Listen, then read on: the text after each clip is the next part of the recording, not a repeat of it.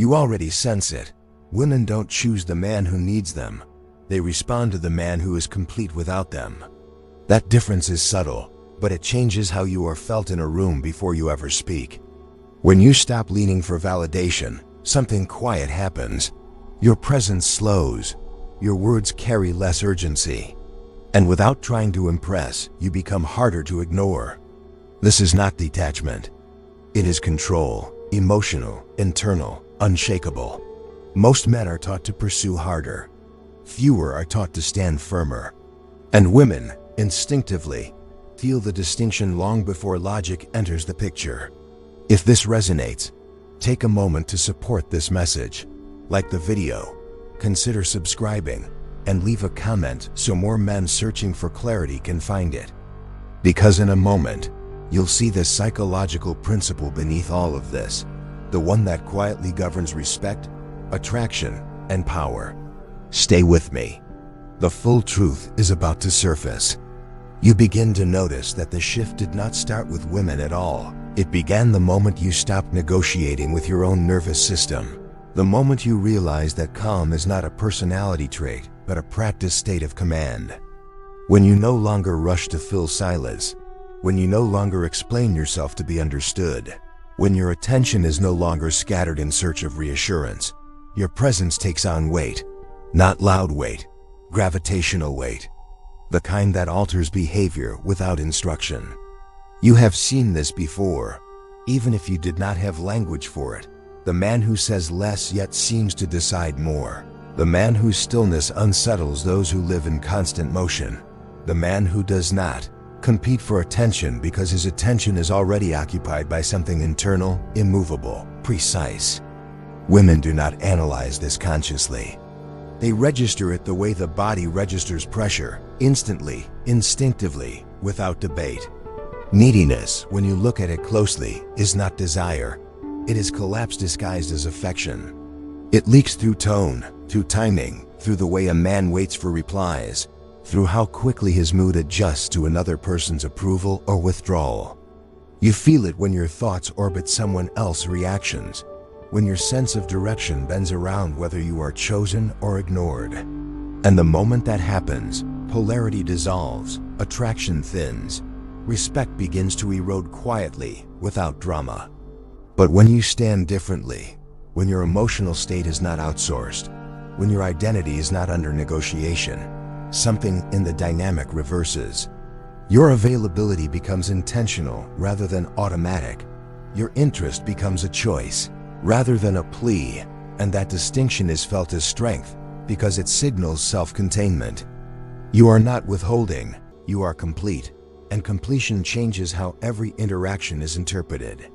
There is a reason composure unsettles people who rely on reaction, a reason silence carries more authority than explanation, a reason a man who can walk away without bitterness is perceived as dangerous in the calmest possible way. It is not dominance through force. It is dominance through self-governance, the ability to remain internally ordered when circumstances invite chaos, the ability to stay rooted when emotion pulls others off balance. You begin to see that attraction is not created by effort, but by orientation, not by chasing, but by alignment, not by trying to be chosen, but by standing in such a way that choice becomes mutual. Women respond to the man who does not need them because he cannot be controlled by the oldest lever in human interaction: approval. He is not indifferent. He is immune to manipulation because his center of gravity is internal. And this is where the deeper realization settles, the one most men miss, that emotional independence is not coldness but capacity.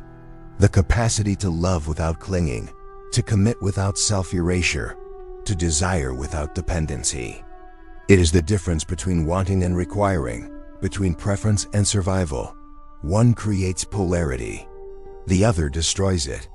As you listen, you may recognize moments from your past rearranging themselves. Conversations where you spoke too much, silences you rushed to fill, standards you abandoned to keep connection alive. This is not regret, it is recalibration. The mind updating its internal map now that it sees the terrain clearly. The man women choose is not the man who performs. It is the man who stands correctly. The man whose life does not pause for validation, whose direction does not bend for approval, whose presence signals that connection is welcome but never necessary. That is why respect arrives first, quietly, before desire even has language. And if you stay with this, if you let the idea settle rather than rush to apply it, you will see the final truth emerge. That attraction is not something you generate outwardly, but something you stop sabotaging inwardly. And once that realization locks in, you do not move the same. You do not speak the same, and you are never perceived the same again. Do not move yet, because what comes next is the principle that binds all of this together, the one that turns understanding into embodied power. And once you see it, there is no going back. As you move deeper into this understanding, something subtle begins to reorganize inside you, because you start to see that what women respond to is not confidence as a performance, but coherence as a state, the alignment between what you feel, what you think, and what you tolerate. When those three stop contradicting each other, your presence stops leaking energy, and that containment is felt before words are processed. Most men try to correct attraction at the level of behavior, what to say, when to text, how much interest to show. But behavior is only the surface ripple of a deeper current. The real determinant lives underneath, in the nervous system, in whether you are internally settled or internally negotiating. A man who is settled does not rush outcomes, does not chase emotional resolution, does not require immediate reassurance to feel secure. And because his internal pace is slow, others unconsciously adjust to match it. You notice how conversations change when you stop trying to be understood, when you allow pauses to exist without rescuing them, and when you let silence do the work your explanations used to do. Silence, in the presence of groundedness, is not awkward. It is authoritative. It communicates that you are not afraid of space, and anyone comfortable with space is assumed to have depth. This is where the dynamic quietly turns, because women are exquisitely sensitive to emotional pressure, not logical pressure, but the pressure of being needed to stabilize someone else's internal world. The moment a man's emotional equilibrium depends on her response, she feels it as weight, and weight collapses desire. Not because she is cruel, but because the nervous system rejects responsibility disguised as romance. When you no longer lean, when your emotional state remains intact regardless of reaction, you remove that pressure entirely. You are no longer asking to be chosen, you are offering presence without demand. And that is experienced as relief. Relief creates safety. Safety creates openness. And openness allows attraction to emerge naturally instead of being forced into existence. You begin to understand why intensity often fails where calm succeeds. Because intensity feels urgent, and urgency implies lack. Calm implies abundance, time, options, self-trust. A man who moves calmly signals that nothing essential is at risk, and nothing is more attractive than someone who is not afraid of losing. This does not mean withdrawal, it means sovereignty. You are present, but not fused. Interested, but not invested prematurely. Available, but not dependent. That balance creates polarity because it preserves distance, and distance is where curiosity lives. When everything is given too quickly, curiosity starves.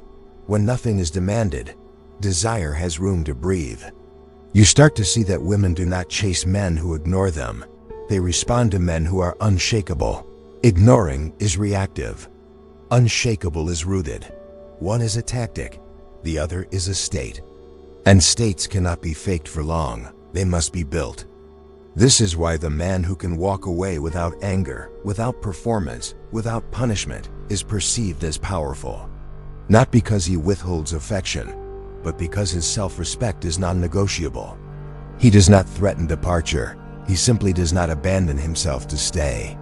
That quiet line is felt instantly, and it commands respect without ever asking for it. As this settles, another realization surfaces, one that is uncomfortable at first, that much of what you once called effort was actually anxiety. Much of what you called passion was actually fear of loss. And much of what you called love was actually attachment to outcome. Seeing this is not self-criticism, it is clarity. And clarity is stabilizing. You recognize now that emotional independence is not the absence of desire, it is the mastery of it. Desire without discipline turns into hunger. Hunger distorts perception, and distorted perception leads to self-betrayal. But desire held within structure, within standards, within direction, becomes magnetic. It no longer pulls you off center, it sharpens you. And this is where the deeper mechanism reveals itself, that women choose the man who does not need them, because he is not trying to extract value, he is already generating it internally. His life does not revolve around reaction, it moves forward regardless, and she can join that movement or step aside. That optionality is felt as freedom, and freedom is irresistible. You begin to feel the shift not as an idea but as posture, the way you sit, the way you listen, the way you respond instead of react. The world starts meeting you differently because you are no longer broadcasting need. You are broadcasting direction. Do not rush past this moment, because the final layer is approaching, the one most men never reach, where you see how this internal order creates not only attraction, but authority, not only respect, but peace. And once that clicks, the dynamic changes permanently, because you stop asking how to be chosen and start understanding why you already are. Stay here, because what comes next connects composure to power and power to freedom. And once those threads tie together, the transformation completes. As everything you have heard begins to integrate, you realize the final shift was never about women choosing differently. It was about you standing differently. Because when your internal order stabilizes, the external world reorganizes around it without negotiation. Power stops being something you chase. It becomes something you emit quietly through consistency, through restraint, through the absence of internal conflict. You see now that the men who struggle most are not lacking intelligence or effort. They are fractured, split between desire and direction, between who they are and who they are trying to be perceived as. That fracture leaks through posture, through tone, through timing, and the world responds accordingly. Women feel it immediately, not as judgment, but as instinct. Instinct does not argue. It simply moves away from instability. But when your inner world aligns, when your values no longer compete with your impulses, when your standards are enforced internally before they are ever tested externally, your presence stops asking for permission. You no longer scan for reactions to decide who you are allowed to be. You already know. And that knowing slows everything down. This is why the man who does not need is free. Free from over-explaining. Free from chasing emotional outcomes. Free from bargaining with attention. His calm is not apathy, it is precision. His silence is not avoidance, it is containment. He does not fear loss because he has already survived himself. And that survival builds an unspoken authority that cannot be imitated. At this point, attraction becomes almost irrelevant, not because it disappears, but because it is no longer the goal. When attraction stops being the objective, it becomes a side effect. Women sense this immediately, the absence of agenda, the lack of emotional extraction, and the quiet message that connection is welcome but never required. That message dissolves resistance because it removes pressure. And where pressure disappears, curiosity appears. You begin to understand why respect precedes desire, always, because respect is the recognition of structure. A man with structure can be trusted, not because he is predictable, but because he is governed. Governed men do not drift, they decide. They do not react, they respond. They do not beg, they allow. This is where your past finally makes sense. The moments you lost yourself trying to hold someone. The compromises that felt small but accumulated into resentment. The exhaustion that came from performing instead of standing. None of it was failure, it was misalignment. And misalignment is correctable once seen clearly. Now you see the pattern end to end. That women choose the man who does not need them because he is not asking them to complete what he neglected to build. He offers presence without pressure, desire without demand, connection without collapse. That is not indifference. That is maturity. And maturity is rare enough to feel powerful. As this settles fully, something unexpected happens. Urgency leaves your body. You are no longer racing toward outcomes. You are no longer afraid of silence. You are no longer negotiating your worth in real time. And in that stillness, your actions become cleaner, your boundaries firmer, your direction unmistakable. This is the final truth, the one beneath all others, that masculine power is not dominance over others, but order within yourself. And when that order is established, attraction follows naturally, respect stabilizes automatically, and peace becomes permanent. You do not need to remember every word spoken here, because what matters is already integrating, not as information, but as posture, as pace, as internal orientation. Once this locks in, you do not go back to chasing, because chasing now feels unnecessary, almost foreign. Stay with that feeling, because it is not confidence, it is coherence, and coherence changes everything.